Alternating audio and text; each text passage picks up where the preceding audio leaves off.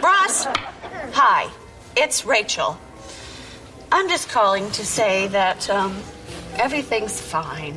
And I'm really happy for you and your cat. Who, by the way, I think you should name Michael. And, you see there, I'm thinking of names, so obviously I am over you. I am over you. And that, my friend, is what they call closure.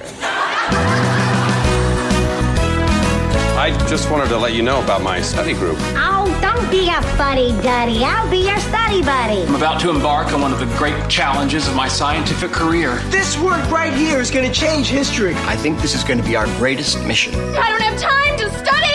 I'll never get into Stanford. I got big plans for you tonight. I got maps, I got charts. I'm going to see you through this because my credibility is on the line. It's at this point that you'll want to start taking notes. Welcome to the Sitcom Study, the podcast where we contemplate the TV shows we grew up with and search for the truth and wisdom within the tropes and cliches. And we have reached episode 20, which means we are continuing our ongoing, highly ambitious project. What are we talking about today, Amy? Well, today, in part 2 of our Will They, Won't They series, the tension is rising. Yeah, so if you're just joining us, you don't know what we're talking about. Every 10th episode, we are going to return to this Will They, Won't They romances study. And we've broken them down into 5 acts. So back in episode 10, we did Act 1, Meet Cute.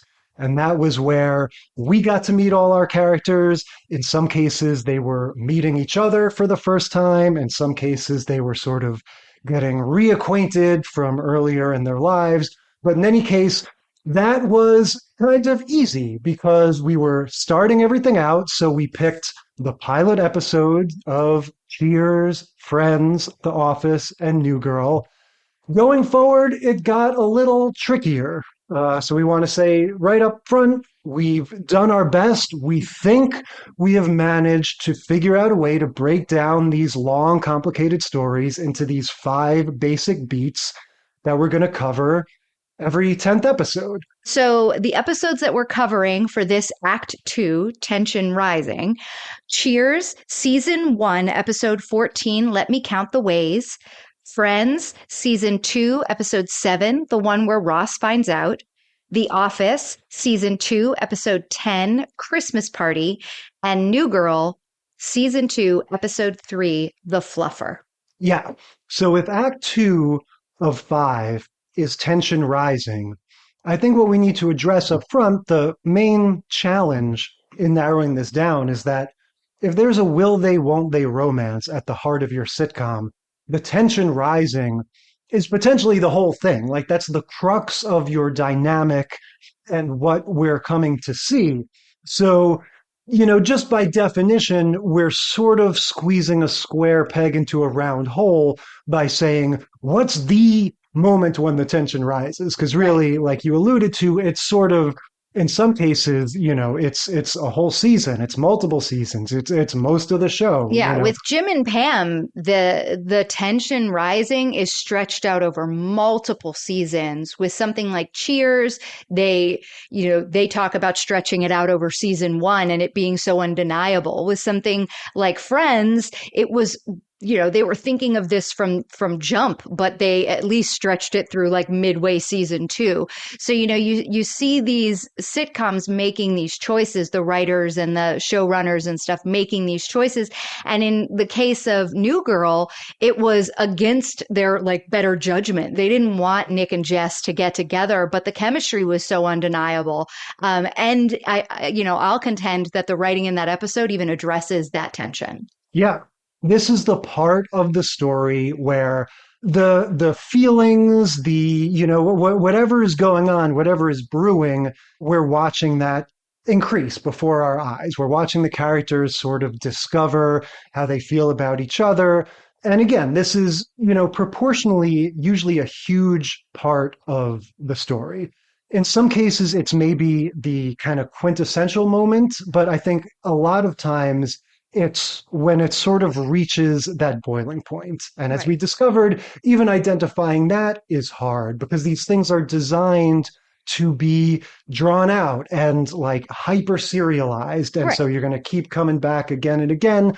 And so even when it seems like the tension is finally broken, and next episode we're going to be moving on to the next part of the story, sometimes that isn't the case. Right. These stories, they have a less straight line from the, inception to the eventual get together or whatever the climax is. Because in a lot of our stories, while as a viewer, you tend to feel like the climax is going to be they get together, if you look at the long arc of these series, truly the climax becomes the breakup, which happens obviously after the get together. So we have a long period of tension rising, and that was what we chose to select as Act 2. And as you can kind of hear from what we're saying, Act 3 will very likely be get togethers. Act 4 will be breakups, and then Act 5 will be whatever their like resolution is when the character dynamic with the two of each other tends to sort of find its close. Exactly. So previously on the sitcom study, right, we left all of our characters with this sense of intrigue. Like I said, sometimes they met each other for the first time, sometimes not, but there was always this sense of like, okay, let's see what happens. So let's dive back into Cheers, right? We're in the middle of season 1. This is Let Me Count the Ways, episode 14. And so, what we've sort of skipped over are all these episodes where this Sam and Diane dynamic is becoming more and more clear. Right. We've seen lots of chemistry, lots of fighting. Like at the heart of the Sam and Diane relationship is that they're so very different. She is striving to be this academic and she's very intellectual, and that, her tastes are such in that way. And she does the thing that you mentioned about Fred Flintstone when he gets bonked on the head. She calls other people by the fancier version of their names. Yes. Yeah. She says, Norm walks into the bar and everyone's like, Norm. And she's like, Norman. Yeah, no, that's very funny. And yeah, this episode in particular, I guess like many of them do, it begins with a cold open that's that sort of comic strip storytelling, its own little self-contained thing that perfectly reiterates exactly that dynamic you're talking about. It's just this simple little joke where Diane comes in and says, oh, I just got done watching this Indian film. And, you guys would never, you wouldn't believe how enlightening it is. And of course, especially at this time in the 80s, foreign films are this sort of hoity-toity thing that most people aren't familiar with. We're a long way from even Crouching Tiger, Hidden Dragon, Parasite, all these things that have kind of crossed over. She doesn't mention Bollywood at all, even though that is to what she is referring. Right. I think we're supposed to understand she's talking about Bollywood.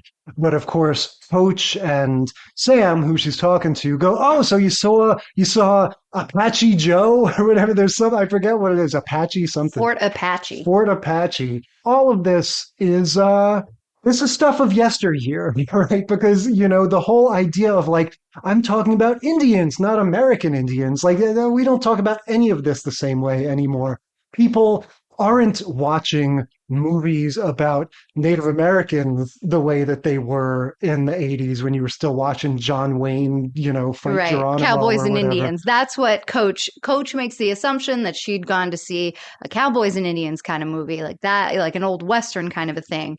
And then, Carla joins in the conversation and it goes on this wide ranging sort of, oh, but what about this? And oh, it gives me chills on my arm when this happens. And it's this wonderful little just kind of, in the way that sometimes when you're talking in a group of friends, the conversation topic the pace just keeps going and keeps going. And the person who sort of initially started the conversation doesn't ever end up getting to like tell their point or their story because it keeps going round and round. And Diane has this great moment where she just like crosses her eyes and gets all exasperated and storms off because no one cares at all about her fabulous film festival weekend of Bollywood films. Right, which turns out to be sort of related to what comes in the body of the episode, even though the Indian Film Festival thing is its own little joke. the crux of this episode is going to be, I love how Diane phrases it. She says, I've made a real effort to fit into the milieu of this bar, right? So even when she's explaining that she's trying to be unpretentious and fit in with them, she has to say it in the most pretentious way. But yeah, it's all about how she doesn't fit in. And, the fact that she's not on the same page as anybody and nobody, tries to connect with her is taking a toll on her. She's getting frustrated by that, and she happens to have received a very sad phone call. So she gets a phone call from her mother at the bar, and it's very obvious, we only hear her side of the conversation, but someone has died. And so everyone in the bar is staring at her with these like big sympathetic eyes, like, oh my goodness, oh my goodness. And she says, Elizabeth is gone or something like that. And they're like, who's Elizabeth? And she was like, Elizabeth Barrett Browning was my cat. And she just breaks down and everyone's like, oh, and they go about their business, which, by the way, I know a lot of blue collar working class people. I don't know anybody who would be like, oh, your pet died. I don't care. Yeah. This whole thing with her pet is a little odd. It's a weird choice because if the function it serves in the story is for her to be upset by something that people don't sympathize with, yeah, like it's weird to say nobody in the bar would care. It's one thing to say, oh, you acted like someone in your family died because you got a call from your mom. So sure, you sort of took us for a little bit of a ride there, but it's a little bit of a contrivance that everyone is so unsympathetic. While we're on the subject of her cat, this cat lived quite a long life because she's going to go on to explain the significance of the cat, and it has to do with her parents' divorce or something happened when she was 12, right? She talks about being 12 years old, and it's not even like I got the cat when I was 12. It's like I already had an established relationship with this cat, Elizabeth Barrett Browning. Shelley Long is like 30 in this show. And that I clocked that as well. And I was like, okay, so they're definitely playing her as a grad student who's like 22, 23. Like that's where they're aiming for this. And I mean, I guess it sort of tracks, right? Because if Sam's like a washed up relief pitcher, this was in the time before people, did that late into their 30s. People retired from, baseball, especially pitchers with their, arms and all of the ways that they were contorting them would, he is definitely older than her, but it could be by like 10 years. No, that totally makes sense. But it's just one of those things. Now, if you would have a character like that on TV, it would be, Ariana Grande. It would be somebody so young that it looked like they just walked out of nursery school. Whereas Shelley Long, you're right, she's young, but she seems like a woman to me. Like she seems like an adult. And so it immediately seems strange when she's saying, yeah, my best friend was this cat when I was 12 and she just died and now I'm heartbroken. But anyway, yeah, that's what happens and nobody cares.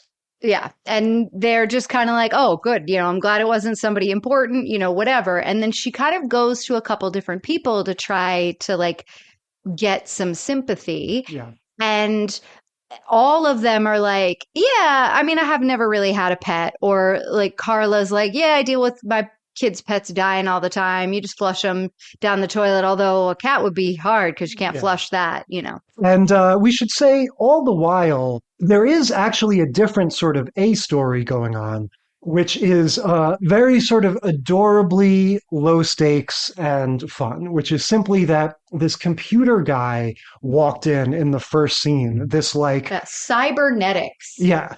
Just if you remember Maxwell Nerdstrom from the Saved by the Bell episode a few months ago, who was Tori Spelling's boyfriend, the like rich entrepreneur high school nerd guy.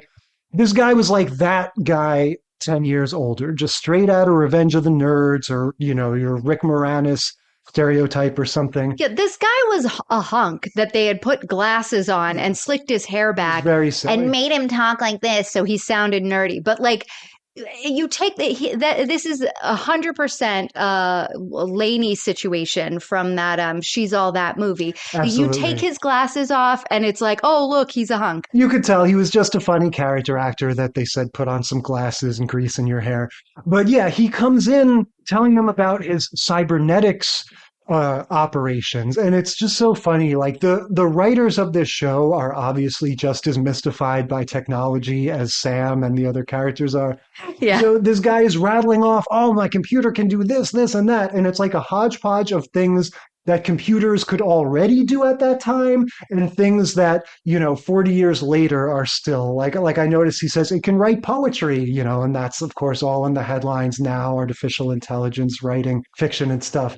But the crux of this is simply that this Marshall character tells them that the Celtics are going to lose because his computer model has predicted it. Right. And so this was very troubling to me because no actual scientist would ever do what he did, which was he said that there's a correlation between the Celtics losing and this planet being in some sort of state or whatever. And he has this whole graph that shows that this always happens and whatever.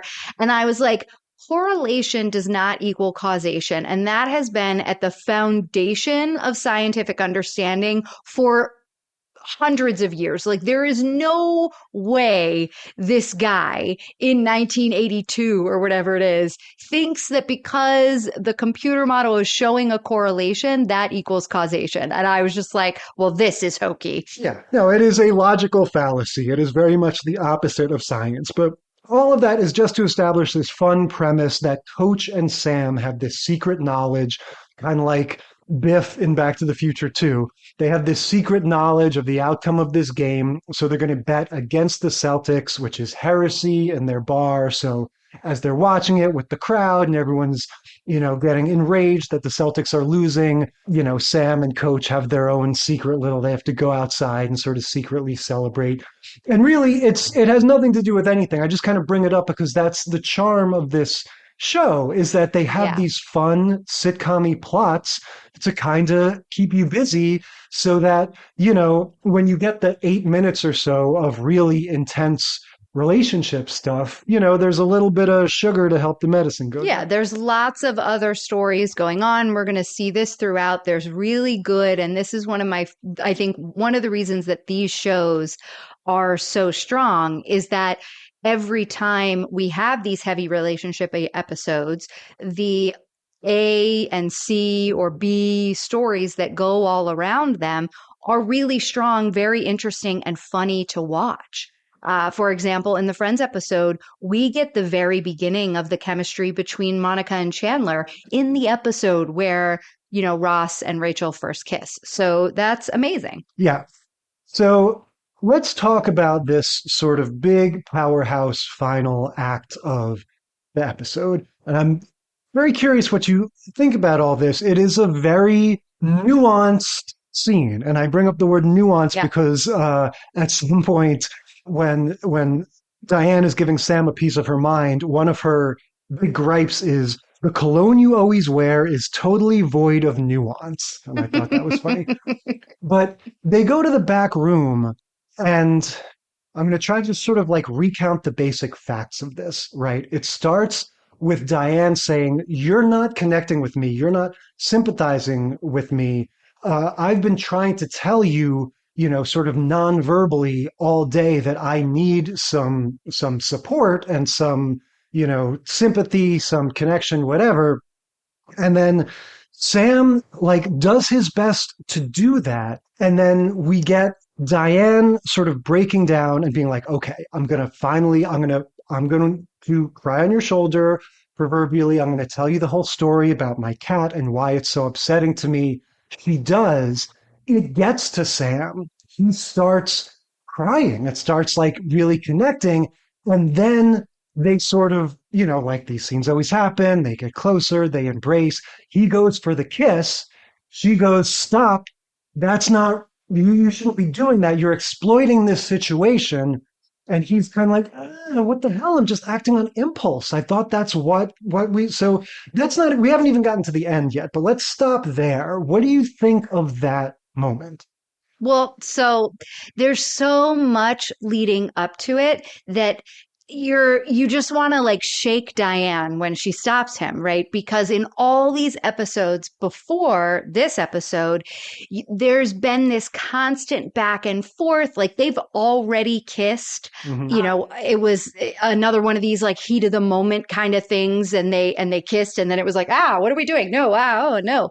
And so this moment is like they've been there for each other in a couple other episodes when things went bad for Sam. So this is like she's been there for him in the past. And yeah, so when it comes to this moment when now he's being there for her, it parallels exactly when she was there for him and they kissed.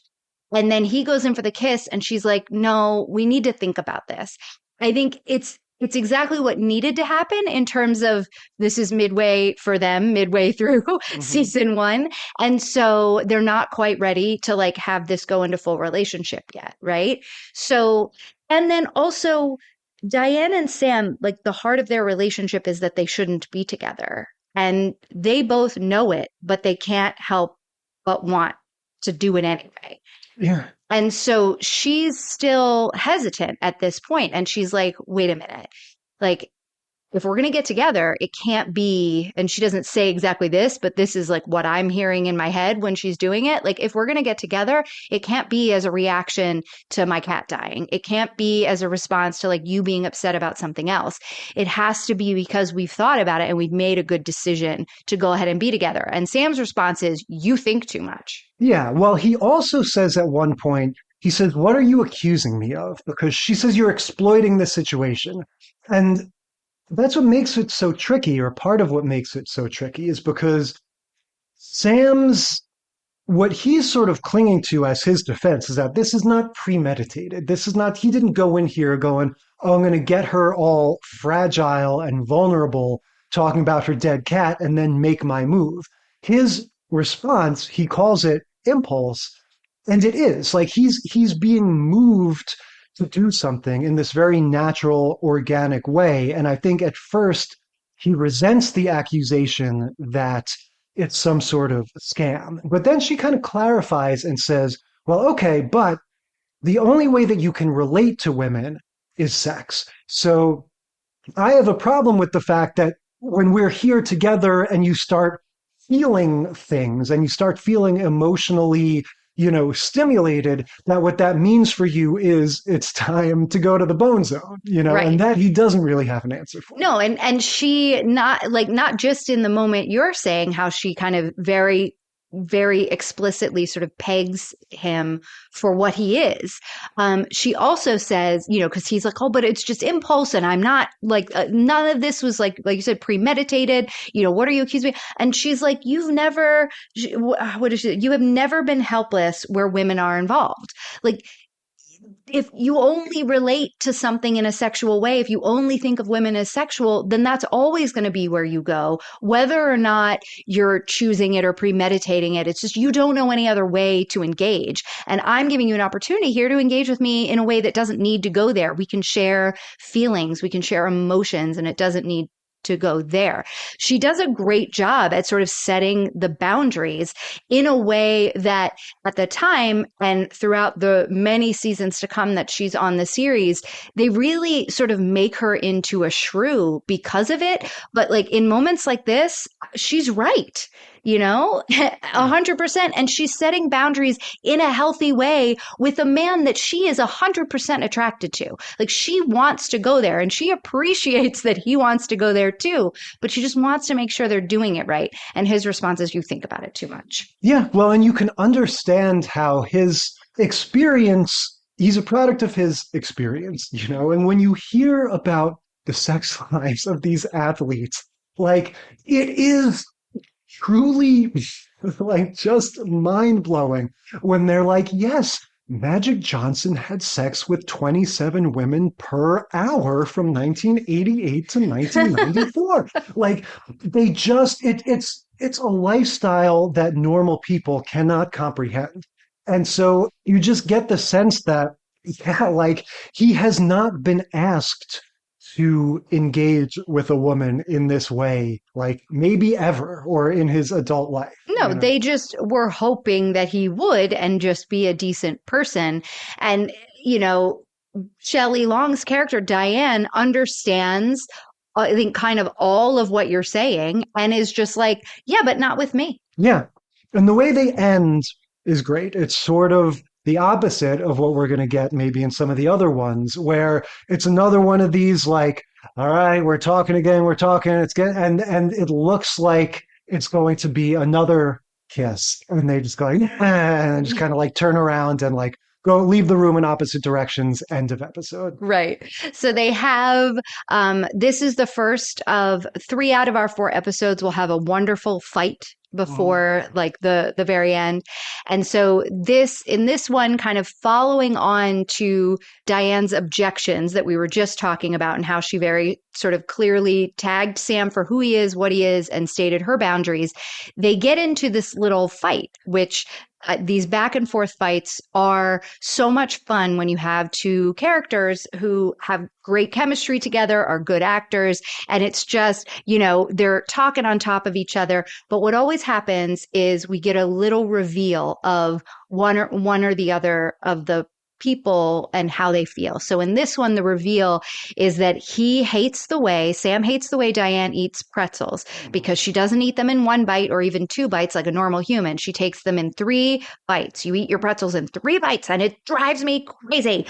And it's this thing that he's revealing when he doesn't realize that he's revealing of himself, how much he's watching her and how much he can't stop paying attention to the most minute activities that like about her. And so even though it's a fight, we get these like little glimpses of, oh, he is paying very close attention.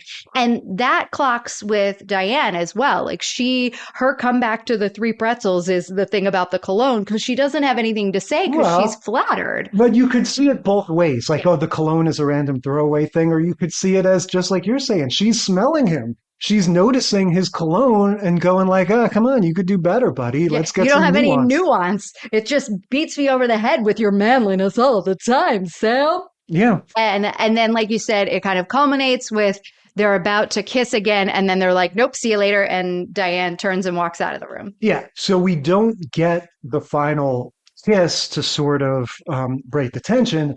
But what we do get is this feeling like, okay, like it's a matter of time now. Something's got to give.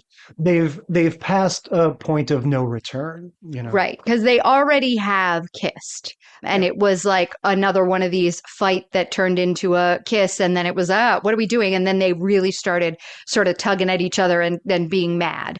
But then they were interrupted and then that was that. So it never went anywhere. And that was a few episodes ago.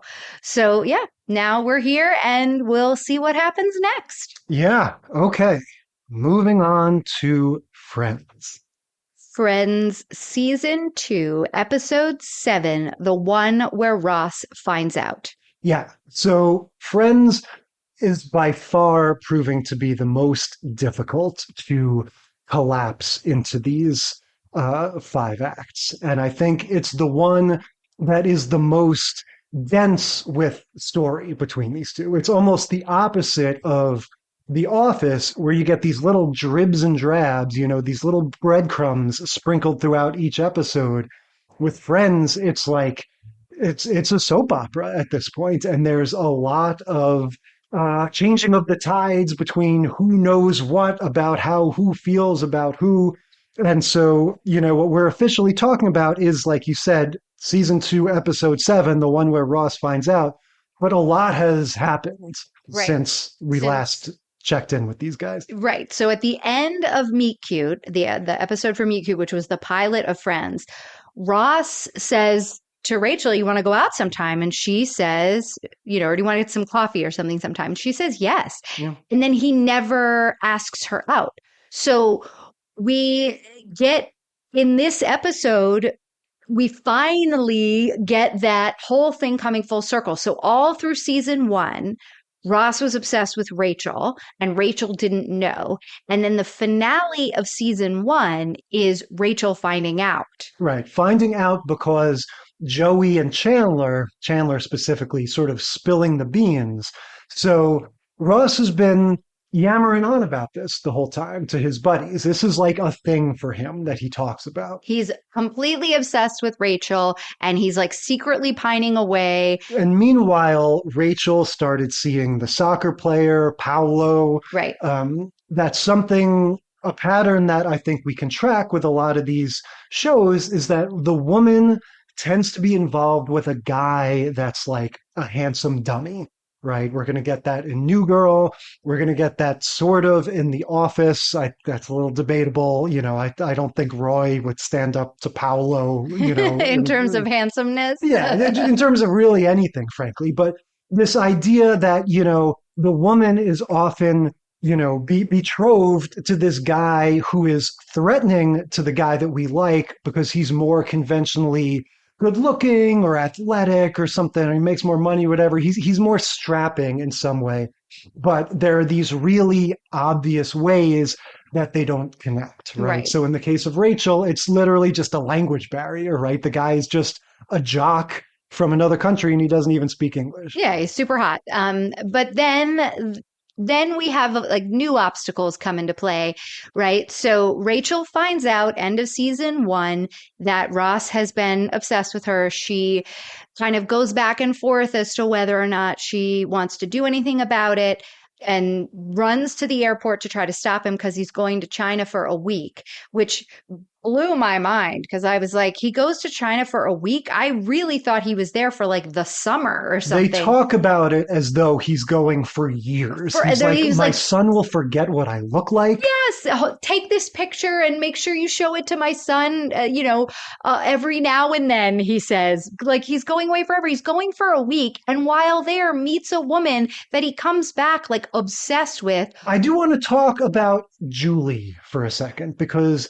this is yet another way in which the, I think, relatively well-intentioned folks at Friends end up creating a scenario that really ages poorly. So one thing I noticed right off the bat with this episode, as we're watching the normal coffee shop conversations, Joey and Chandler, while their characters are very distinct and unique and lovable, if you just threw this on and looked at it, you would think you were looking at twin brothers. Yeah, no, right? they absolutely. I used to say that all the time. They have the same exact haircut. And when we watched the older episode from season 1, I was like, oh, good. This time Matthew Perry's hair's a little longer. So is Joey's. For God's sakes, send these guys to different barbers so they have some distinction between the two of them. They look so similar. It's so striking to me because, again, I don't want to take away. I don't want to be like, well, you could do without Harry or something. Like they're both so good and it seems crazy to conceive of Friends without them. But my God, like you need people who look different in addition to behaving different. But my point with that is just that because you have this world where all of our characters are white and even most of the peripheral supporting characters are white, okay, now we're in a situation where we need to have a love interest for Ross that we want the audience to tolerate, but ultimately not be on her side, right? This is like the lady in Sleepless in Seattle that the son, immediately takes a disliking to. It's that thing of we have to cast somebody who is attractive enough to be believable, a believable foil, a believable rival, but we don't want the audience to like them. And so, okay, Ross goes to China, he meets a Chinese woman. All of that makes perfect sense, and it would be fine if there was one other non-white person in the cast. But because as it is, it just comes across like, okay, how can we have a love interest that the audience is sort of like already kind of rooting against? Have her be an Asian woman. Like the whole thing just rubs me the wrong way. Yeah. Well, and I don't even, I don't remember Julie's whole backstory, but I don't even think, I think she's like Chinese American, right? Like, she doesn't have an accent. Is she like actually Chinese, or did they just meet on this dig and she is from like another university or something? That's true. She doesn't have an accent. But my point, I would be making this point even if they didn't meet in China. It's the fact that you only bring in non-white characters when we need to be sort of like a little bit prejudiced against them. You know? So all that we've been talking about has really been to sort of set the stage and say that when we pick up again with Rachel in this episode, it's jarring if you're skipping around, because now the scenario you find yourself in is Rachel is hung up on Ross. And she is trying to move on from that, right? She's trying to find closure. That's the buzzword she learns in this episode. And so it really is just a wildly different thing. And I want to say this is where you really see Jennifer Aniston's talent making all the difference, because she is able to play that, the thing that we take for granted that male actors can do, be kind of a putz and be all hung up on this girl and be making a fool of himself. For somebody as attractive as, 28-year-old Jennifer Aniston, or however old she is in this, to sell that she's like a fool for him now, and she's all kind of scattered and down in the dumps, and just, it's surprisingly believable. Yeah. Coming from her. Well, and there's it's an iconic scene, right, where she is on a date with this guy that Monica has set her up with just to like go out with somebody. And Ross and Julie are going to get a cat. Yeah, that's the thing. Sometimes it's you found out the person got engaged or whatever. The two of them getting a cat is the thing that's going to like send her over the edge. Right. Because she's like, well, you would only get a cat with a person that you're planning on like being together. I would agree. It's a very long time. Step. And they aren't living together. So Julie is like, yeah, he'll live, the cat will live half the time at Ross's and half the time with me. Yeah, it's basically snuffing out if she was like, oh, okay, this is weird. He met this girl, but whatever, he's not that serious. This is sort of letting her know, like, no, if anything, he's more serious than he should be. Right. But I want to ask you about this cliche of the date with the person that can't stop talking about their ex, right? There's something we see in movies and TV all the time. Is this something that you have experienced or even heard about on either side of it? Oh my God, yes. Have you not had that experience on the apps where like you go on dates with people and they... Sure. And maybe just because I'm a divorcee, like I was going out with other divorcees or something, and like... I have done more therapy in dates than I've ever been to myself. See, I would have thought that, okay, maybe this happens in a little bit of a more subtle way, like they're exaggerating it for TV. To me, it just seems like basic social survival instinct would kick in, and it's just like one of your basic things, like, zip up your fly, don't talk about your ex, like it would just you be would think. Yeah, because I haven't had that experience. Look, breakups are really hard. And, there's the adage of like, you get over somebody by, getting under somebody else or whatever. And I think people take that seriously and they just like get on the apps before they're ready. They try to go out there and date. And it's really like I've watched friends of mine, guy friends of mine do this, and I'm sure girls too, but I just, I date men. So that's who I've had that experience with. So look, it's hard. And sometimes your friends are sick of hearing you process. And so you go on a date and you don't have the little social alarm bells that go off in your head because you drink too much. And you sit there and you cry about your ex. And it is horrible. And if you're with a nice person, like Rachel happened to be on this date, he just sort of like drank his way through it and was like, all right, whatever, it is what it is. Like you said, the guy is relatively understanding and just kind of like grins and bears it through the date. And he gives her the idea of closure and says, well, I don't know, I guess maybe I would try to call the person or something. And so she takes it as, oh, good idea. I'll call him right now. So this leads to a great time capsule 1994 or whatever Yeah, moment. scene. There's a guy at a nearby table with a cell phone, but he's in the middle of a conversation. He's like on a date. It's like a man and a woman. And he's just like in the middle of a conversation on his cell phone. Yeah, douche. Yeah. And so, like, but it's played strangely to me because it's sort of played like Rachel is the one being weird, which she is. But it's almost like the show doesn't seem to notice, like, this guy's weird too. Like, why is he talking on a phone at dinner also? Yeah, I just sort of took it as like she was asking, like the guy who had the phone is like the douchiest guy around. Yeah. And yeah, like his date doesn't seem to care that he's on the phone. She's just sort of like, just get off your call and give it to that girl because she's weird and she's asking and she's clearly drunk. But yeah, the idea of asking for a stranger's phone because you don't have one, and that way she doesn't have to like get up and go to the bar or whatever. The idea that she knows Ross's phone number, because who the hell knows anyone's phone numbers anymore? Like, I don't know your phone number. No, I'm like, I would be shit out of luck if I get stranded somewhere with a dead phone because I don't know anyone's phone number anymore.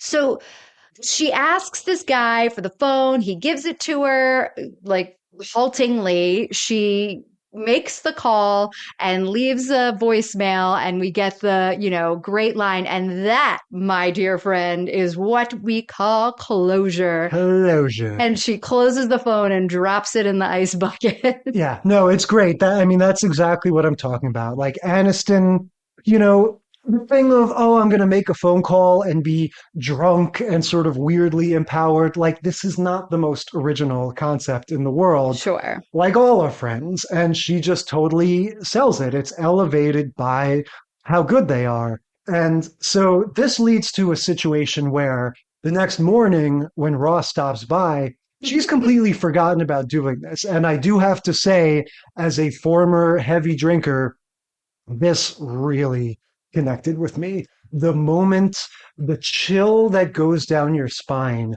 when you remember something that you said or did to somebody that you had forgotten about. It's something I'm glad I don't have to deal with anymore. And so when Ross comes, he says, "Oh, can I check my messages from your phone?" And she has no recollection of even calling him at first. And so she's like, sure. And this leads to one of, I think, the most, probably top 5 iconic Friends visual moments, right? Yeah, she like runs from her bedroom door, jumps over the couch, grabs onto him and tries to take the phone away, but it's too late. So she's on him like piggyback style the whole time that he's listening to the message. And it leads to one of the most iconic lines where he says, "You were over me? When were you under me?" And her, like, you want to talk about Jennifer Aniston's awesome acting. Like, I feel like just the shame and anxiety and embarrassment and all of that in that moment. She's like, she gets back down and like goes over to the couch and tries to curl up in a ball and can't even curl up in a ball because she's just too embarrassed. She's like, her whole body is just like, no, this isn't happening. It's so good. Like watching it, you want to do that same motion. Like you feel that like, no.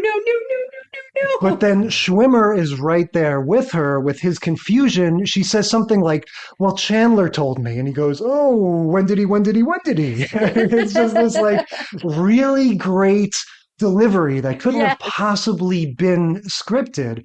You really see how this cast is just like at the top of their game. And, this is why the show was what it was. It's that whole scene where they like both are sort of shattered and embarrassed and have realized that the other one knows a thing, but also that they know the thing. And so it's like neither of them know what to do. And so they're just like, okay, well, what now? Well, oh, and so you like me? Okay. And then the buzzer rings and it's Julie downstairs because they're going to go get the cat. And he's like, David Schwimmer's like, I'm going to go get a cat. And she's like, oh, okay. yeah, okay. And then they just say goodbye. And it's like they have zero capacity to be able to talk about their actual feelings. They're so embarrassed. I'm like, I'm a little bit like maybe these two shouldn't date like anyone because they are not emotionally capable. Well, and they're also just trying to cope with the weird dilemma that they put themselves in. Ross especially, like, as a viewer, you really feel for him because he's got this bizarre choice to make all of a sudden, and you feel for Rachel too because she didn't want to put him in this situation, and her attitude has always been like, well, it was my mistake to not, show my feelings or whatever at the appropriate time. So I'm going to keep it a secret to not complicate his life. And she's failed in doing that. I guess what I was struck by with this whole sort of Sophie's choice that Ross faces now of like, well, there's the woman I've always loved and I sort of forced myself to get over, and there's the new woman, and now I have to choose between the old woman and the new woman. It's like in the movies and on TV, we always want the original person. It's always set up like that. Right, you always right. want to go back to the original, back to the person. Oh, they were with you the whole time, and you were these kindred spirits ever since you were kids or ever since you were teenagers or whatever.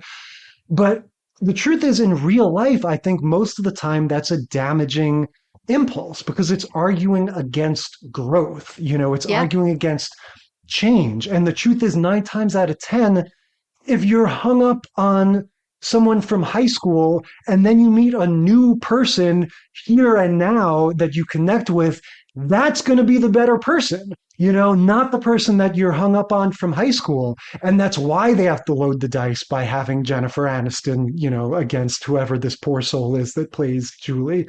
And so, yeah, it just occurred to me, in different ways, you see this dynamic, not even necessarily in these other particular shows, but you see it a lot in movies and stuff. And it sort of struck me that narratively, it's always more interesting to go backwards in a sense, to go back to the original. But in real life, you don't usually want to do that. Right. And I will say that I think that's exactly the issue that Ross and Rachel have in their first incarnation, right? This, first sort of time they get together, that is a huge issue that Ross has, he gets a lot of hate now for being just like a horribly shitty boyfriend.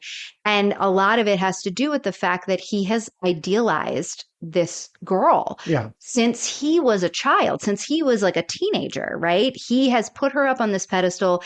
He isn't dating actual Rachel. He's dating his idealized version of her. And there's nothing that she can do to live up to that ever.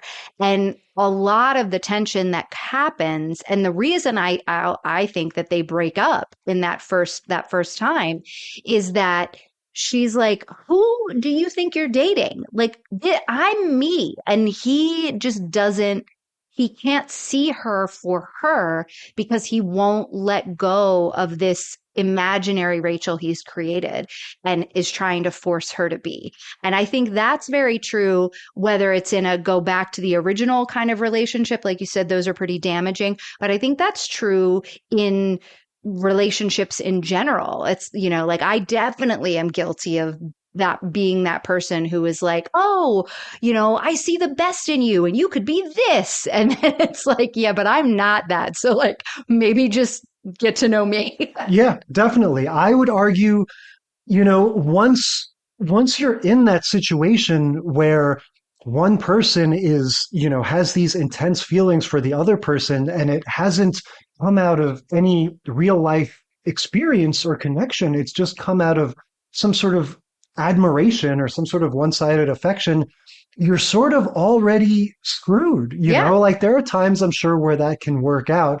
But certainly in my experience and the experience of the people around me, I feel like the most successful relationships happen sort of like quickly, directly, organically. There is not this, oh, I had a crush on her for 4 years and then I finally made my move. Right. Like we said in the initial Meet Cute episodes, these long, protracted will they, won't theys tend to lead to horribly toxic relationships that don't actually last. So we're starting to get that, particularly, from these couples. And we see it in the Sam and Diane with the fact that they are always fighting, and Diane's recognizing that and trying to say, we need to think more carefully before we jump into this. And in this one, we're seeing it in just like them not at all. Like you said, they're operatic in their ways of their emotions for each other. And so they're just really not at all getting into the minutia or the nuance of the reasons this might be a bad idea. Yeah. And so what happens is, I guess, later that evening, after some time has passed, Rachel is closing up at the coffee shop. We get another super iconic scene. Ross comes to the window or whatever. She lets him in. And in a sense, we have a similar but notably different scene with Sam and Diane. We get fighting, we get tenderness. What happens? All right. So Rachel's closing up. Ross comes in and surprised, like she turns around and he's there.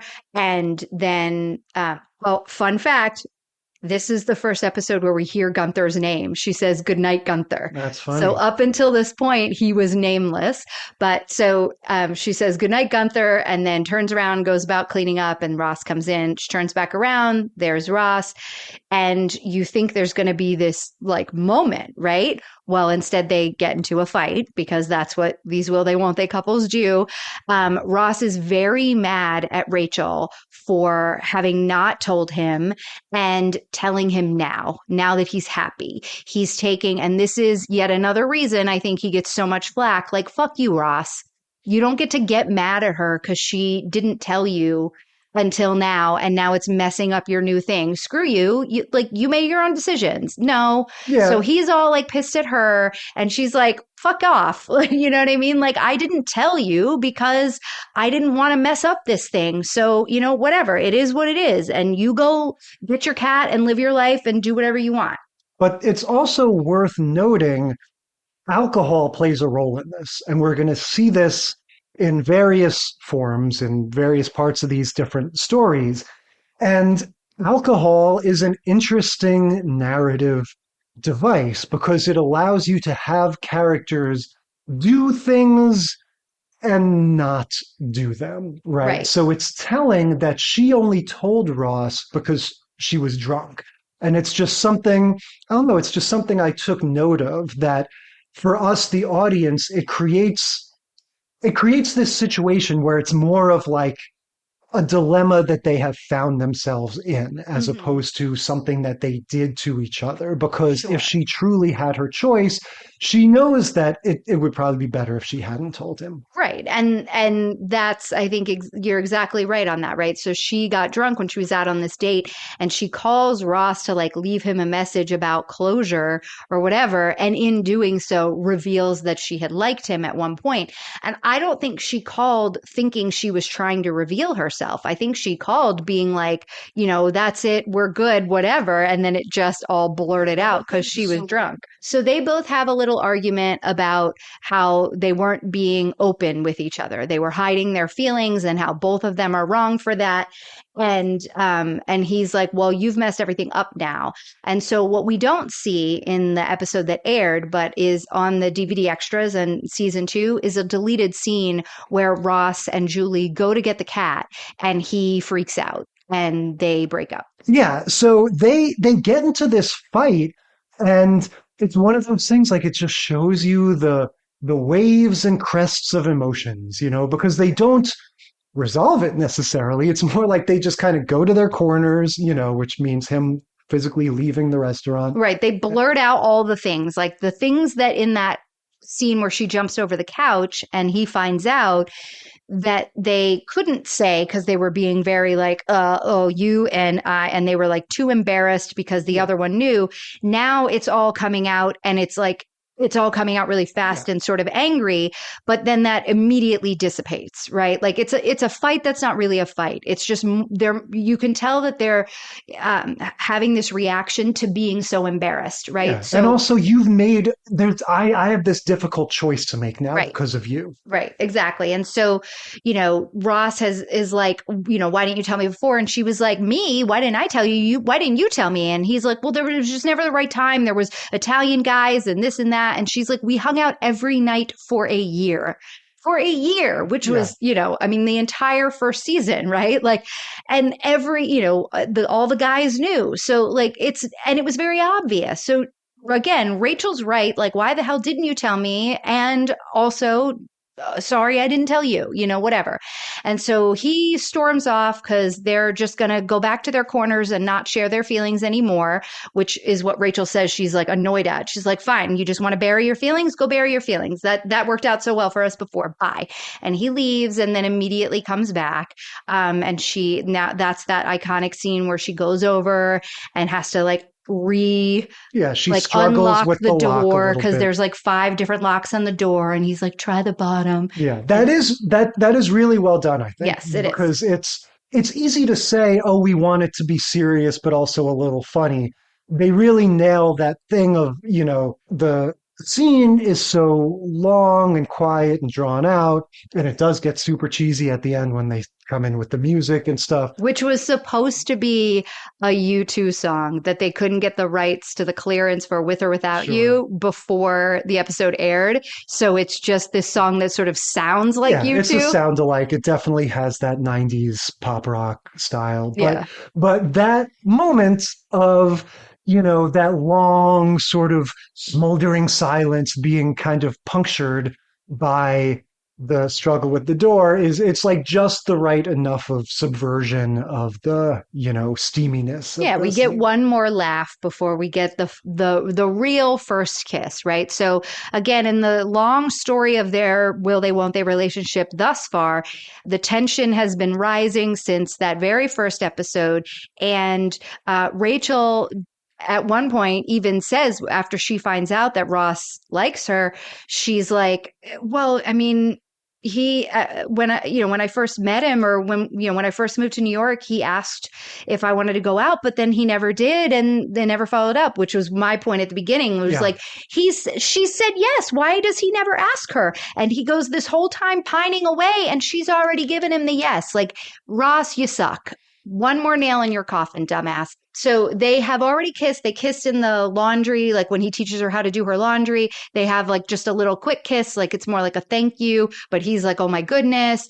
And then they kiss in her fantasy at the end of season 1. She, is imagining this conversation with him before she decides to try to meet him at the airport and sees him with Julie. And so they kiss in her fantasy, but this is like their real first kiss. Like, I like you, you like me, we're kissing. Yes, and this is like, let's get the Jan de Bont special lens on the camera. Let's do some extra effort in the lighting and everything. Like, this is just a very, it's cinematic. It's surprising to me that this isn't a season finale, but it's very much set, just like we said with the first episode. It's very much designed to make you feel like, okay, this is it. Bring it on. Here we go. And of course, that's not what happens, and they continue to sort of limp along.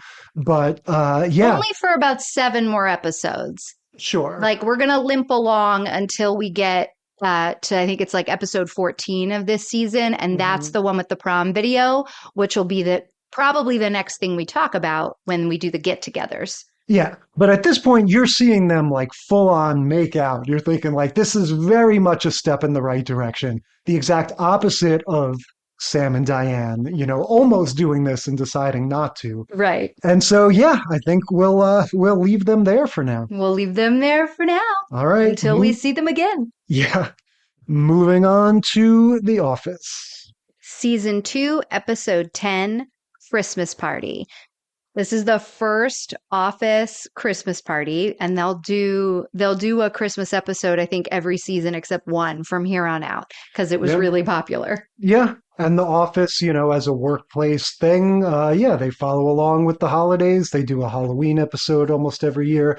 So we're in season 2 now, but we're definitely still in cringe territory a little bit with The Office. We haven't completed that transition to the more humanist, sort of uplifting version that we'll get in the later Right. seasons. Yeah. Michael's definitely still an asshole a la Ricky Gervais in we terms get of that a character. funny little cold open. Again, that comic strip storytelling, those funny little self-contained things. I guess it's not completely self-contained. They're bringing in the tree. Michael and Dwight are hauling in the tree. I just wrote down, I thought it was a hilarious little moment when Dwight goes, "Michael, I've got a splinter." And Michael says, "Suck it up, Dwight. We've all got problems." But yeah, they're lugging in the Christmas tree, and that sort of sets up the story for the rest of the episode. This is going to be a Christmas party episode. We're going to have the usual hijinks with the party planning committee. That's always a funny thing. But what this is going to focus on, and what I think is a cause of anxiety for some of us in real life with the office Christmas parties, the Secret Santa, right? The gift exchange, the white elephant, Yankee swap, whatever you want to call it. What is your experience, or what are your feelings about workplace Christmas parties and the whole thing about having to buy a present for somebody? Does that cause you any stress to have to get the good present but stay in the guidelines or whatever? You don't? No, I just fucking hate them. So I have opted out for many years of the, celebrations, whatever holiday gift exchange or whatever it's going to be that my work does. And maybe I'm a Scrooge, but there was a time in my life where I was like the leader of the party planning committee, and I was like, do this, we're going to have so much fun, and yeah. And I absolutely 100% will still do that with like my friends, and I love to be the party planner. Like when I'm in a cast, I love to like plan the cast party and like plan fun things for the group of friends to do, but my colleagues can go fuck themselves. Yeah, I don't necessarily have the same disdain for it, but I agree it's awkward and lame most of the time because for the reason you just said, you're buying a present for someone you don't know that well, so you try to buy some sort of innocuous thing. I haven't had to deal with this in years. I'm a freelancer now. I work from home, but for many years I worked in jobs, and it was a source of stress for me simply because of my sort of people-pleasing instincts and also my sort of like flair for showmanship, as it were. It's like, if this is going to be not only a public present, it yeah, needs exactly. to be This is good. something that everyone's going to see.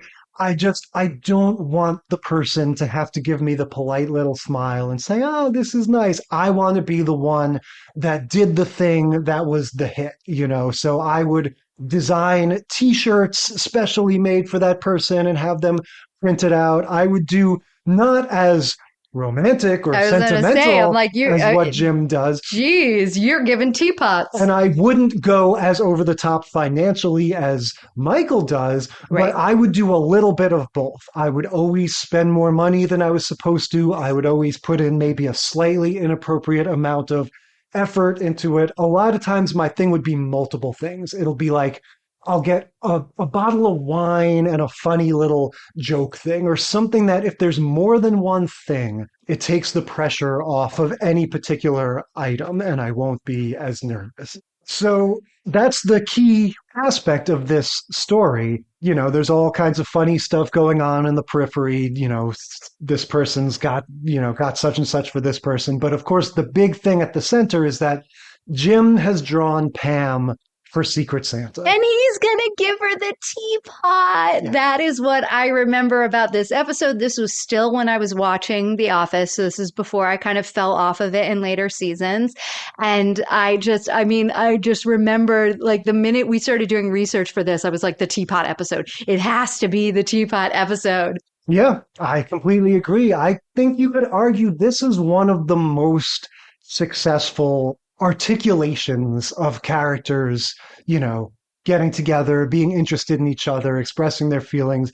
The way that this relationship is drawn and this device of the teapot and the little presents and stuff is really, really well done. And you see the way that it's a response to Ross and Rachel, because Ross and Rachel and Sam and Diane, that was really well done too in its own way.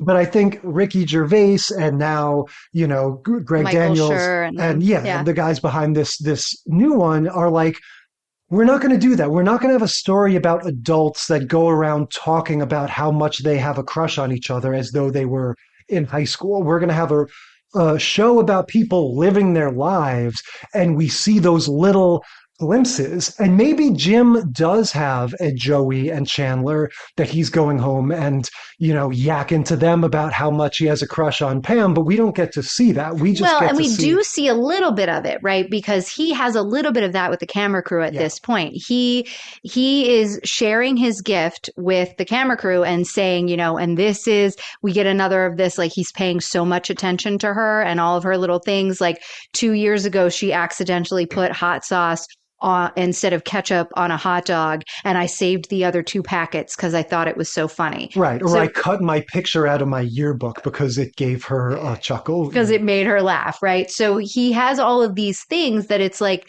it's very clear that he is paying attention to her. And when she opens it, eventually at the end of the episode, she too realizes that. But the other thing that happens is that he has a letter, a card that goes along with it. And he says, because it's Christmas, so you tell people how you feel, which is, from Love Actually. So they are 1,000% like going for that rom-com-y thing there, where Jim is like, I'm going to do the thing. I'm going to make the confession of feelings because it's Christmas, and, Christmas, you say how you feel. And then after all the shenanigans of the Secret Santa turning into a Yankee swap, white elephant, whatever anybody wants to call it, then he changes his mind. And as she's opening the present, she, through all the machinations, she decides that she does want that one, and she gets it. And he kind of grabs the card as she's opening the teapot to look inside at the bonus gifts inside, and puts the card in his back pocket. And so now, and we see that shot happen. So now we know he's not going to explicitly share with her his feelings. But the very next episode is Booze Cruise. Right. In which, there's another development. But he makes the choice that I'm going to give her all of these little knickknacks that sort of celebrate our inside jokes and everything. But I'm not going to give her the letter. Now, I just want to ask you what you think about this whole deal, because looking at this now, Jim's a little bit of an interloper, right? We should say the contrast to him, of course, is Roy. That's Pam's fiance. And just like all of these guys, we're not supposed to like Roy, right? Roy is the Baxter. Roy is the guy that we want her to break up with. And he makes an appearance here. The aspect of the story we're sort of glossing over is that Michael bought this expensive iPod because he sort of has a man crush on Ryan. Well, he did what you did. He wanted to win Secret Santa. And so there's this $400 iPod being passed around, this, game of Secret Santa that has turned into White Elephant, blah, blah, blah.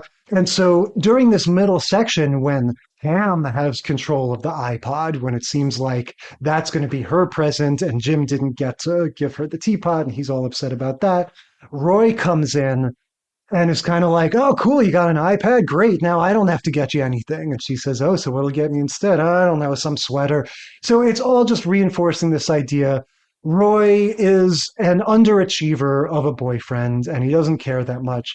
And it's funny, looking back at it now, I'm still on Team Jim. I don't think that Pam should have stayed with Roy. But you see how there's a little bit of an unfair comparison going on here, because a lot of what Roy does is the taking for granted and the lapsing of effort that happens when people are together for a while. And you're contrasting that with the extreme overachieving, highly motivated behavior of somebody who's on the outside of the relationship looking to make a good impression. Right. We should compare Roy's present effort this Christmas with say Jim and Pam after they had Right, one or two season kids, 6 or right? something. And then say what presents is he getting her for Christmas? Then, probably some sweaters. Yeah. So I guess what struck me was Roy being a little bit cavalier and going like, "Oh, cool, that saved me some money," really isn't the worst thing in the world. But obviously, it's supposed to stand in sharp contrast to Jim and all the effort that he's putting in. But the second part of it is Jim overstepping? Like, I was asking myself how I would feel if you came home from a work event and were like, so my straight male colleague who's about the same age as me gave me this teapot because I mentioned how I want to get into tea. But it's not just that. He gave me his high school yearbook picture because I thought that was funny. He gave me, 2 or 3 other little trinkets that reminded me of funny experiences that we had together. I think I am not a jealous man. I think I would be saying, you do realize that this guy is trying to get in your pants. Those right? guys totally into you. Yeah. And I think that we see that dynamic kind of play out going forward in Roy's frustration, right? So, and we saw it a little bit in the very first episode as well. He knows that they have work crushes on each other, and he knows that Jim is single and he is not having it. As much as he's not willing to be a better boyfriend, he also totally gets that there is something going on there and is just whatever, you know what I mean? She's he has enough confidence in himself that he's that guy's going to try, but she's not going to leave me. Well, he even says at one point to Jim in some random other episode, he says, "Oh, I'm glad that you guys have this connection at work. So, she has somebody to talk to and I don't have to listen to the yammering all the time." Yeah. But so what is so clear about this is that Jim is casting himself in the role of the fluffer in the parlance of New Girl. He is right. He is very willingly throwing himself into this situation of being her emotional boyfriend while the boyfriend gets to be the boyfriend. Yeah. And that's one of these be her, it's oh, these guys, that's why Jim gets all the criticism now about being a nice guy in quotes, because had Pam, and there are several episodes where this kind of happens, right? Where if Pam decides not to be with him, then he's the nice guy who finishes last. And it's no, dude, you are actively trying to break up her relationship. And you are acting in ways that once you're together, you're not that charming. Yeah. And I guess what I would say is that most of the time, I think he's on the right side of that. And most of what you're seeing is him being very sort of appropriate. That's what makes Jim the character that he is, I think, is whether it's with the goofy work stuff with Michael and Dwight or the romantic stuff. He's a very competent, appropriate person in contrast to most of the other characters. But that's why this was so striking to me, is because this was an example of him overstepping. And it's interesting how he makes the decision that the note would be overstepping, but not the neti pot or whatever. It's not a neti pot. It is an actual teapot. The reason he gets upset is that Dwight ends up with it. And Dwight says he's going to use it as a neti pot. And he's like, I can't even with this thing that I put so much thought into. But no, I absolutely agree. I think that it is fascinating that Jim's takeaway on this is it's overstepping to tell her how I feel, but not to show her how I feel, which is what this present does. And then in the very next episode, he does say how he feels. And then when she doesn't immediately break up with Roy and get with him, he pieces out and goes to a different branch and runs away. He is being a big baby. And I think the criticism that has come to, the Jim of it all in the years since is mostly warranted, right? But that being said, I also think Jim and Pam are a good fit. So they have their trials and tribulations, but I do like them as a couple.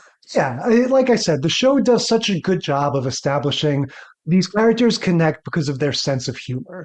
And so we can harness all of the talent of our writing staff and come up with all this funny stuff for them to react to and for them to experience. And it just does that in a way that's a little bit different than you've ever seen before. He's seeing it all from his vantage point and his story instead of like considering her point of view. And so I think that's why at the end of season 2, it's like when she rejects him, it's like, well, this story is over for me now. And, there isn't that same sense of like Ross and Rachel, what kind of dilemma am I creating for her? Right. And because it's a workplace comedy, he has the option of piecing out, right? Like when Ross and Rachel and Nick and Jess have their issues, there's nowhere to go. Like they hang out with the same people, or they live in the same apartment. You know what I mean? So they can't get away from each other in the same way that Jim and Pam have that ability to, when Jim realizes he's overstepped, he's like, I need to get myself out of this situation. Right. And what we get as far as, closure or resolution in this episode, I think, is Pam's talking head, where she's looking at the camera with tears in her eyes, holding the little teapot, and she says, I made the right choice. And that's, again, this isn't going to be the operatic leaps of Friends. This is going to be little baby steps, right? So we're getting a little baby step that says, okay, it's becoming more and more clear to me that this guy is paying a lot of attention to me and that maybe this is a better thing. Yeah. Okay, moving on to New Girl. New Girl, season 2, episode 3, The Fluffer. Can I just say, the talent. Yeah. This show is so good. Look, and I think we did a really good job kind of picking the 4 couples and picking 4 shows that are strong. We don't have there were definitely other candidates for Will They, Won't They for this series, but, we purposefully picked these kind of cultural touchstone TV shows. And New Girl doesn't really have that like Cheers, Friends status, but holy hell should it. This show is so good. Yeah, it's really, really funny. I think what I appreciate now watching it compared to some of the other shows of the same time is it gets a little bit of that early 2000s style with the cutaways and whatnot, but it's not as manic as some of the others. And yeah, the way it learns from the examples of Friends and Seinfeld and just sort of continues to build on them and starts loosening the tropes and the archetypes. And just as, the really, really good actors and writing.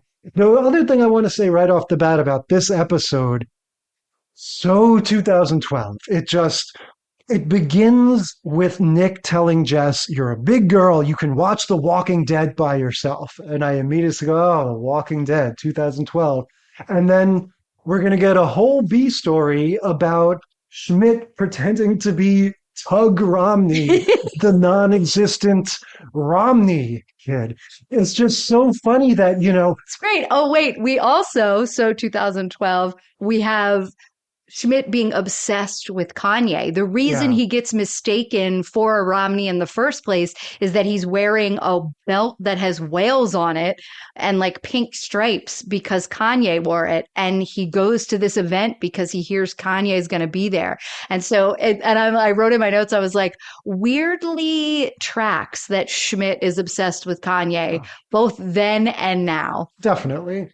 So we're mired in another situation where we have the woman betrothed to a handsome dummy, right? So this Sam guy, he's not as out of it maybe as Paolo, but he's presented as this sort of pretty boy that she doesn't connect with.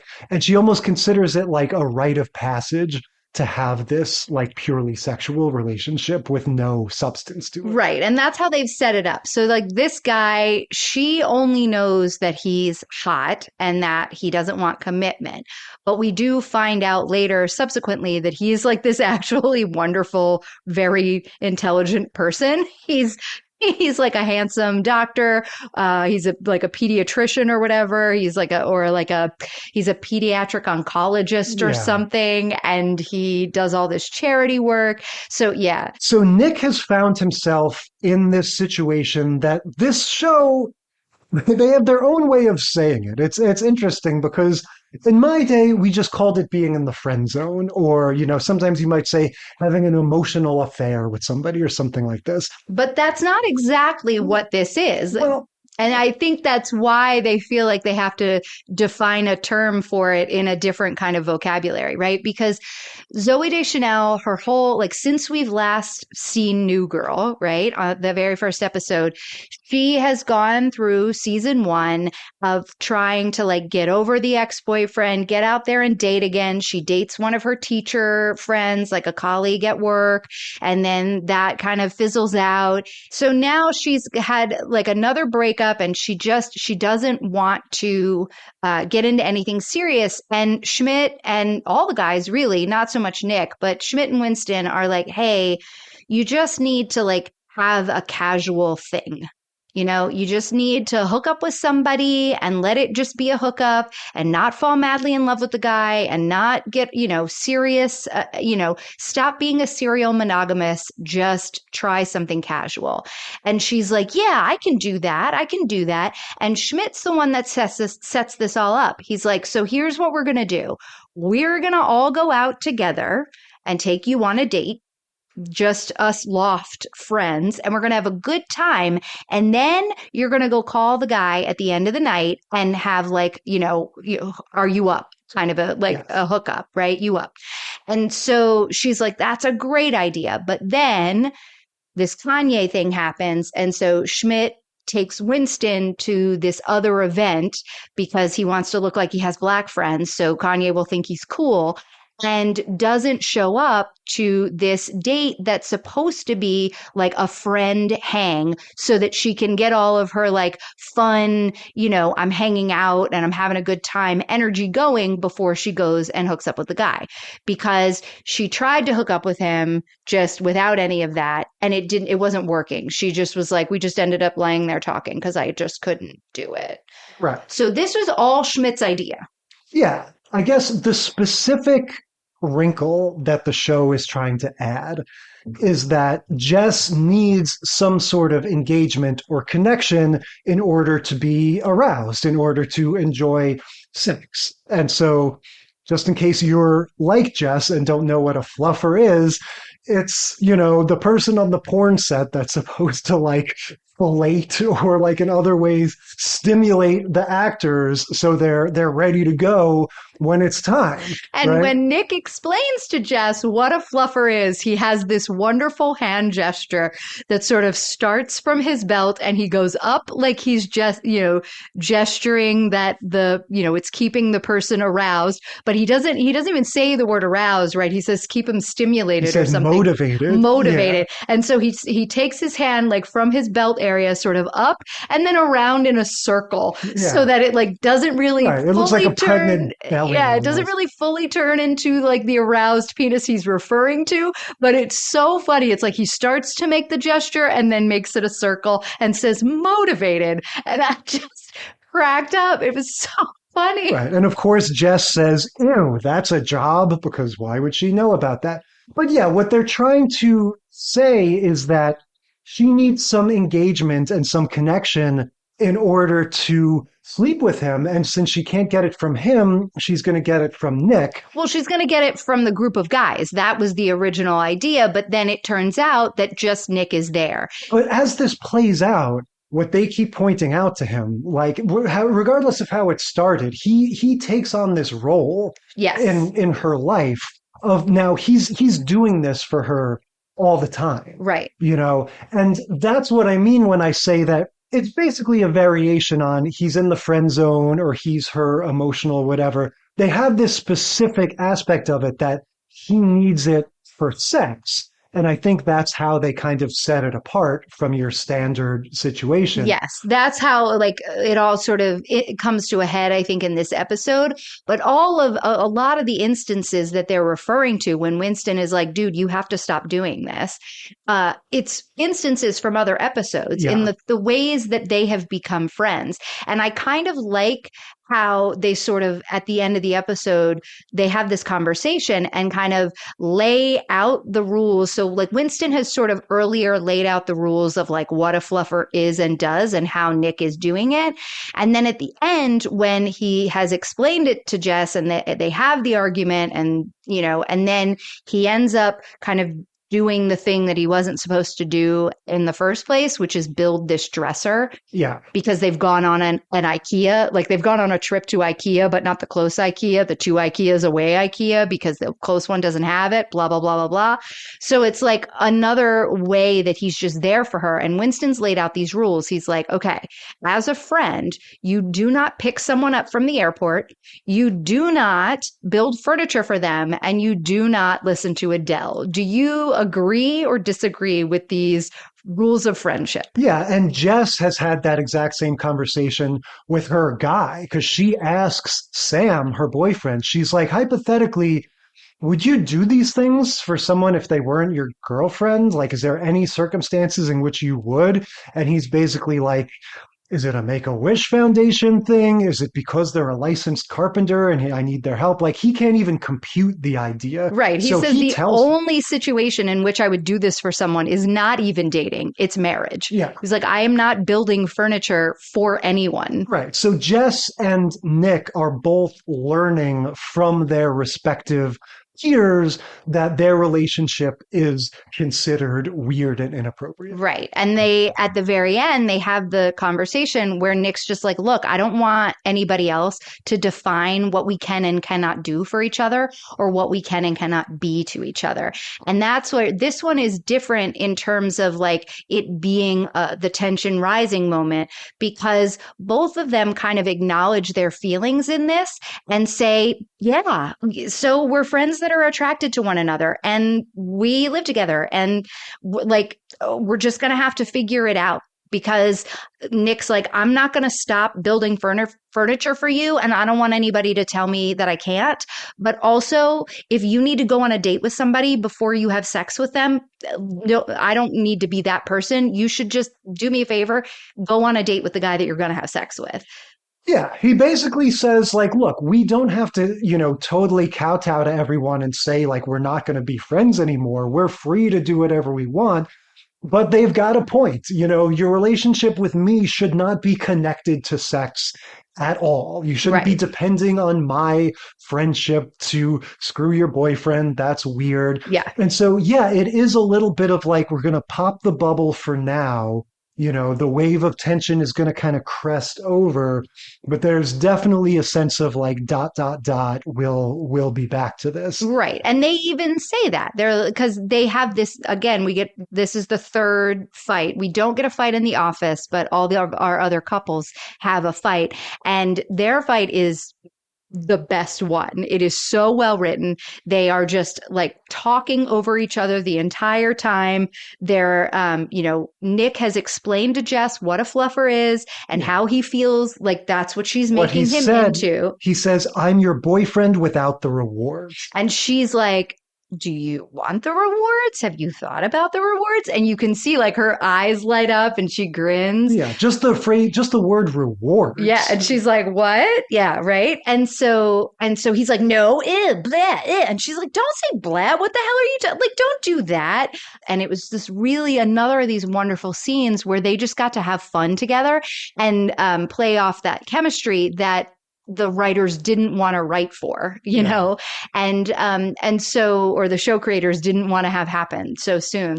And so they have a great little exchange where she walks in and he's like, because she looks gorgeous. And then she's like, what? And he's like, I'm sorry, I'm just used to you looking like the loft troll. Yeah. And like does this whole bit about how she's this like gross troll in sweatpants all the time. Well, and it's also really really funny the way they establish when Jess finally admits, like, I've thought about you romantically too. that too. And she's, well, that. I know this is definitely something that you related to, I feel like, because 100%. Nick is like, when were you attracted to me? And we do get the little flashback. And it's a moment when she catches him. She's sitting at his bar and she catches him doing some silly little voice or song or He's something. making up a little story about the cashews talking to each other Right. and making nut puns about the cashews. Like Bob hey, and Bob's hey Burgers. man, you're nuts. And eats one. Yeah, It's and so that cute. was the moment when she sees that and is like, oh, hey, maybe I haven't been giving this guy a fair shake. And I am on the other side of the TV looking at Zoe Deschanel watching Nick do this. And I too am falling in love with Nick. I'm like, that's so freaking cute. So the way this one ends, Nick gives her as his sort of like symbolic blessing, he gives her his mix CD because that's the original His Fluffer. sexy mix. Right. He's Yeah. like, by giving you this, and this is something I can kind of relate to. It's like, this is me saying, like, I'm officially on board with your relationship. Like, Right. I want to help you have a good sex life, just not in this weird way that I have been. And so it ends, of course, with this great scene where he's in the hallway kind of eavesdropping on what's going on in Jess's room. And you hear those opening bars of Call Me Al. Bam, bam, bam. And he just starts like grooving and dancing. And it's very funny. Da-da-da-da-da. Yes. And he grooves and dances, and that's the very end of the episode. So what they basically decide is they're going to have a relationship that blurs lines, and that's where they are, and they're not going to try and figure anything else out. But the reason this to me is sort of like a quintessential Nick and Jess moment in the tension rising is that they both say out loud that they're attracted to one another, and it's okay. So we don't have the whole I'm going to tell everybody else in my life that I like this guy or this girl, and then it's going to be all these weird, awkward situations, which we do get with Nick and Jess later on in the series. That does happen. But here, it's just this sort of acknowledgement, and that's where I think the writing here is kind of paralleling the show and the showrunners just not really necessarily wanting to go there with them, but having to acknowledge that the chemistry is so crazy good, right? Yeah. So they're like, yeah, the relationship is going to blur lines. Viewers, you need to be comfortable with that because that's what Nick and Jess have decided to do. Well, yeah, it's like their thinking parallels the writer's thinking of we're not going to actually get together because, we can't, in a lot of ways, it's like Sam and Diane in that sense of we're discovering we're attracted to each other, but we are wrong, capital W, wrong for each other. Right, so because he puts together. nickels in tip jars, and that's the most inane thing ever because he is a bartender, so he lives on tips, so he should tip better, and that's Zoe's or Jess's side of their fight when they're yelling over each other, and he's going off about how nickels are the best tip because Thomas Jefferson it's the only money Thomas Jefferson is on, which he's also on the $2 bill. But okay. Well, yeah. Then he goes on to say, Jess, are you saying that you're still on the fence about the Louisiana Purchase? Because she doesn't want the Jefferson currency. Yeah, it's very, very good. So yeah, I don't know. Looking back on these, they really complement each other well. Yes. I don't have an MVP or this one was good and this one sucked. I love how Friends so much has that 90s rom-com energy where it's we need to talk about what's going on here. I could totally swap out Jennifer Aniston for Meg Ryan in one of those movies where she's pacing around the living room talking to Rosie O'Donnell about what she should do. It's that kind of energy. And the way, we said, The Office completely deconstructs that and says, no, none of that. This is going to be a show that's grounded in reality where people, make little glances at each other and, move things forward in slow motion and everything's messy and kind of slow and, unsatisfying sometimes. And then, you have New Girl just being this sort of we've seen it all at this point. We don't know exactly what we're going to do, but we're just going to make sure we get the characters and the humor right. And then, of course, Cheers is just so great for that simplicity of kind of going back where it all began and seeing like, yeah, this is where we, all those other ones. Look, this wasn't the first Will They, Won't They Ever, but you think of those major couples, Lucy and Desi were already together. Alice and Ralph were already together. This was, at least for a generation, like our first taste of this super long, protracted, opposites attract kind of thing. And so it's just like they all have their perfect little niche, Yeah, no, you're right. What I will say though, in terms of like drop in, bang for your buck, best episode of television just to watch and like have for pure enjoyment, the New Girl episode. It hit like on every level. There's three plots going on. You've got the Nick and Jess one that we talked about. You got the Tug Romney thing going on with Schmidt. And then you've got the Winston of it all, right? So Winston is in this episode giving Nick really good advice on kind of how to be, how he's being a fluffer. But when he's describing it, Winston's actually describing what's going on in his own relationship, which is kind of falling apart. Yeah. And we're just getting a little piece of that, he and his girlfriend aren't really happy and they aren't really talking or having sex anymore. And so something's going wrong. So you have all sorts of like really good moments as well as forwarding of stories that are sort of ongoing. Like New Girl for me, MVP just on like watchability, wonderfulness. The Friends episode is one of these iconic episodes. I mean, I think when we were talking about picking quintessential episodes, we couldn't do Tension Rising for Ross and Rachel and do any other episode other than this, right? Like there's other things that you definitely have to mention as honorable mentions, but this is the kiss. This is the coffee shop kiss. It's like for seasons, it was what they just kept showing and going back to. And in the flashbacks, she doesn't have trouble with the door. She just like throws the door open, right?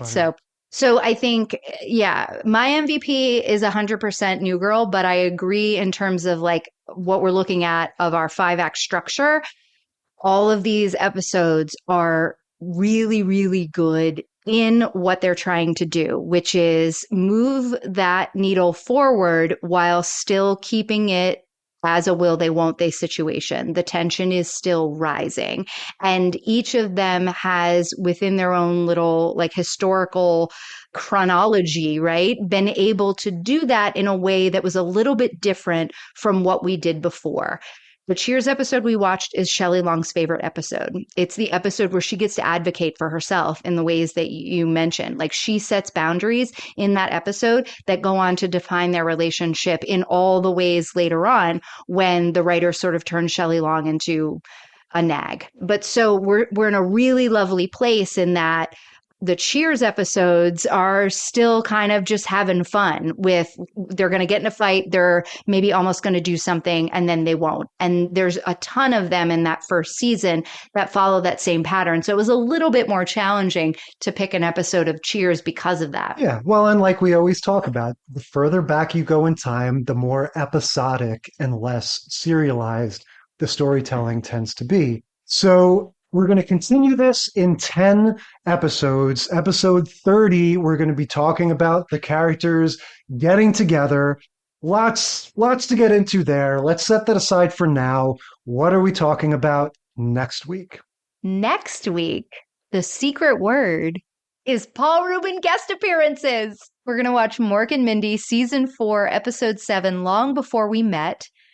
We're going to watch 227, Season 2, Episode 15, Toyland. We found Murphy Brown, Season 7, Episode 1, The Good Nephew. 30 Rock, Season 1, Episode 12, Black Tie. And finally, The Connors, Season 2, Episode 8, Lanford, Toilet of Sin. Yep, that'll be next time. And until then, we will consider this segment of the sitcom study concluded.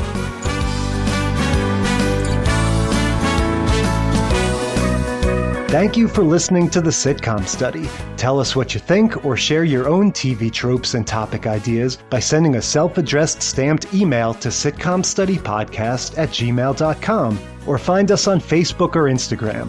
And if you like the show, consider leaving a rating or review on your podcast app. It helps us boost those precious Nielsen ratings.